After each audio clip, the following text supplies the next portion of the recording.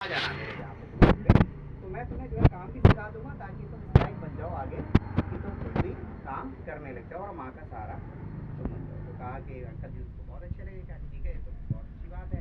हम जिस आए थे वैसे तो भाई इनडायरेक्टली नहीं हुआ, लेकिन डायरेक्टली तो नहीं हुआ लेकिन इनडायरेक्टली हो गया, बिना पोटली के ही हो गया। वो गया, मम्मी को उसने पोटली दे दिया और कहा कि अंकल ने अंकल तो बहुत अच्छे हैं और उन्होंने ऐसे ऐसे कहा है कि हम तुम्हारा खर्चा जो है हम देखेंगे, तुम आ जाए पढ़ाई के बाद जो शाम के टाइम आ जाए करो, काम भी सिखाएंगे तुमको। तो कह रहे अच्छी बात है। तो अब वो उसमें वहाँ पे काम सीखने लग गया। वो काम सीखने के बाद जब कुछ दिनों काम सीख गया, वो सीखने के बाद एक दिन वो कहते हैं कि जब वो जा रहा होता है कि बेटा एक काम करना, वो पोटली ले आना, अब टाइम सही आ गया है, समय आ गया है बेचने का गहनों को, मार्केट जो है वो अच्छा है इस टाइम, है ना, सही पैसे मिल जाएंगे। अब वो बेटा जो है वो आता है घर में, वो बच्चा, और उस मम्मी से बोलता है कि मम्मी वो पोटली जो है वो दे दो, अंकल ने मंगाया है कि अब का दाम ठीक है तो अच्छे पैसे मिल जाएंगे। तो माँ ने उसको पोटली वो निकाल के दे दिया, और निकालने के बाद जो है वो पोटली निकालने के बाद वो अपने जैसे बाहर गया तो एक बार उसे उसको मन में आया कि मैं ज़रा देख लूँ कि क्या क्या गहने हैं। तो जब वो पोटली खोल के देखता है, अब वो सीख गया है काम, पहले बच्चा था लेकिन उसको पता नहीं था उसके बारे में, लेकिन अब वो काम सीख गया तो उसने देखा कि सारे गहने नकली थे। क्या थे? नकली। सारे गहने नकली थे।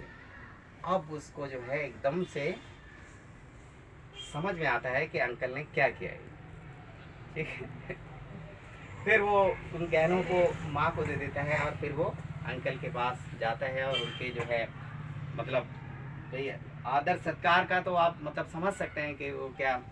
तो एक सवाल पूछता है वो अंकल से कि अंकल आपको तो मालूम था कि ये नकली और आपने ये पोटली मुझे दे दी और कहा कि नहीं इसको ले जाओ रखो, बाजार मंदा है, तो आपने ऐसा क्यों कहा? तो उसने उस जो सुनार था उसने ये कहा कि बेटा अगर मैं उस टाइम ये ऐसा कहता ना तो तुम ये समझते कि अंकल जो है हमारी मदद नहीं करना चाह रहे हैं, और ये इन्होंने भी हमारा साथ छोड़ दिया है ना, और ये इन्होंने हमारे पूरे वक्त में हमारा साथ नहीं दिया। मैं ये चाहता था कि तुम काम सीख जाओ और तुम खुद समझ जाओ कि ये गहने असली है कि नकली।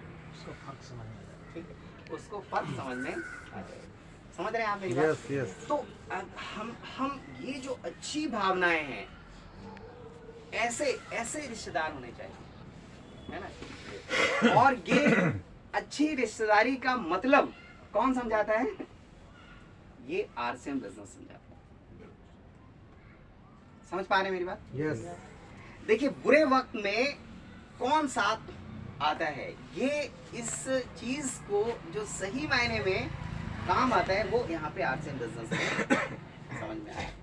आप देखिए जो अपलाइन और लाइफलाइन का जो रिलेशन होता है वो बड़ा नाजुक रिलेशन होता है। ये मुझे लगता है कि ये कहीं ना कहीं रिश्तेदारियों से भी और आपसदारी से भी, फैमिली से भी कहीं ज्यादा बढ़कर होता है। होता ही नहीं होता है? यस। एक अपलाइन जैसे मैं पनेरू सर को ही देखता हूँ, है ना, तो ये पूरा जो है अपनी पूरी एनर्जी लगाते हैं, लोगों को पूरी इन्होंने डाइट बना रखी है और वो पूरा सालों साल का आंकड़ा लिख रखा है उसमें कि किसने कौन कितने महीने की खरीदारी कर रहा है। ठीक है, इसको फोन भी करते हैं, लास्ट डेट में फोन करते हैं, बेटा सामान खरीद लो। ठीक है, मीटिंगों के लिए बुलाते हैं, कोशिश करते हैं, उठा के लाने की भी कोशिश करते हैं कि मैं तेरी टिकट भी ले लूंगा तो सही। सारी वीडियोस भी बनाते हैं, वो यूट्यूब पे भी डालते हैं, लाइव भी दिखाते हैं, सारे काम करते हैं। समझिए, सोचिए क्यों कर रहे हैं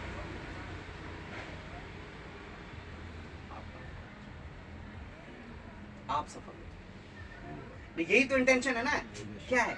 और हर अपलाइन, ये मैंने सिर्फ पनेरी सर का नाम लिया कि हमारे बीच में सीनियर मोस्ट व्यक्ति हैं ये और बहुत शिद्दत से आरसीएम बिजनेस को करते हैं।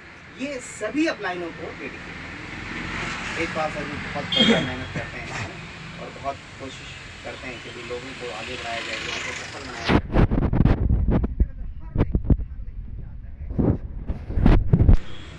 कि उसकी लाइफलाइन जो है वो क्या हो सफल।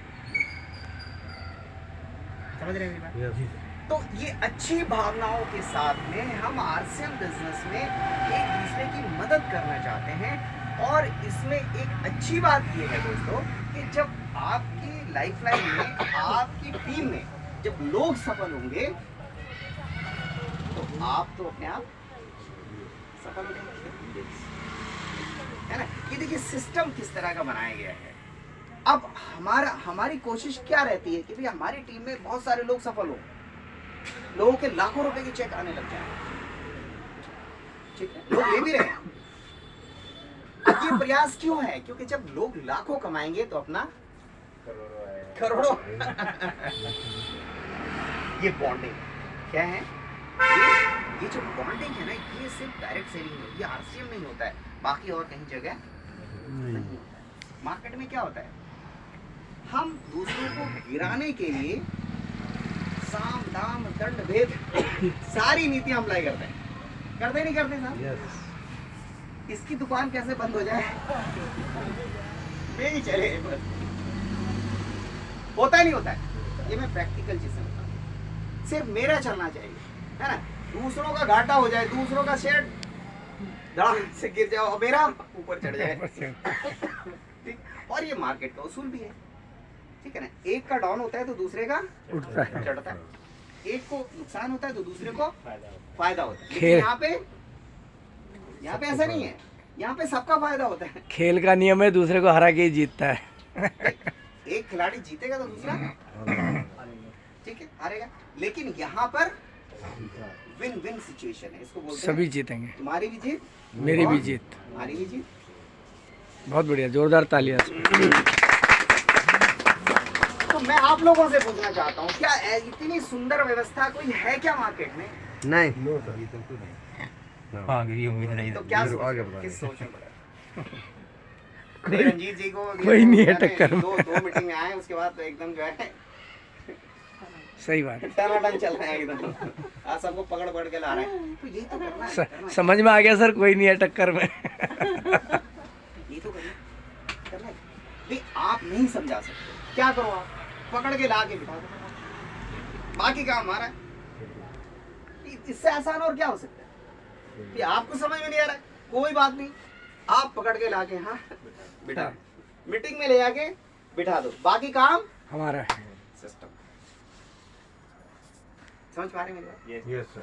और ये बिजनेस जो चलेगा वो कैसे चलेगा? एक ही फॉर्मूला है। मीटिंग। अगर आपको सफल होना है तो आप ठीक है, ये जो ऊर्जा है, ये जो एनर्जी है, और ये जो ऊर्जा का ट्रांसफर होता है वो कहाँ होगा? मीटिंग वो में। मीटिंग। ठीक है, देखिए जो लोग यहाँ पे आए हैं उनको कुछ अच्छा फील हो रहा होगा। जो लोग अपने घरों में बैठे होंगे, टीवी में सिर फोड़ रहे होंगे, बीवी से लड़ाई झगड़ा कर रहे होंगे, क्या कर रहे होंगे, है ना, बच्चों को डांट रहे होंगे, आंखें तोड़ रहे होंगे, क्या कर रहे होंगे, गाने सुन रहे होंगे, है ना, किसी का टीआरपी बढ़ा रहे होंगे, क्या कर रहे होंगे, क्या कर रहे हैं, पैसा तो नहीं कमा रहे होंगे। ठीक है, हमें ये समझना होगा टाइम कहाँ पे इन्वेस्ट करना है, ये हमें समझना है। भाई समय आपका है, 24 घंटे आपके हैं, या तो आप इसको इन्वेस्ट कर लो या इसको वेस्ट करो। भाई अगर इन्वेस्ट नहीं करोगे तो वेस्ट हो। भाई आपके अंदर जो ऊर्जा है, या तो इसको सही जगह लगा दो या कहीं बेकार जगह वेस्ट होगी, इधर उधर होगी, है ना। आजकल की युवा पीढ़ी कहाँ इधर उधर चक्करों में घूमते फिर रहे हैं। अरे ताकत वहां लगाओ, एनर्जी वहां लगाओ जिससे आपको सफलता मिलती है, जिससे आपके परिवार को सुख समृद्धि मिलती है ना, जिससे आपका परिवार जो है वो आगे, वहां पे हमें ताकत लगानी चाहिए, वहां पे हमें ऊर्जा। ठीक है, हम सब लोग आपकी सफलता की, आप सब लोगों की सफलता की कामना करते हैं। बस आप लोग जो है ना जाग जाओ, ठीक है। और कहते हैं डीजी सर के इस दुनिया में कोई अभागा नहीं, फर्क सिर्फ इतना है कि वो जागा नहीं। ठीक है, तो जागने की जरूरत है। अगर आप जाग जाएंगे तो बहुत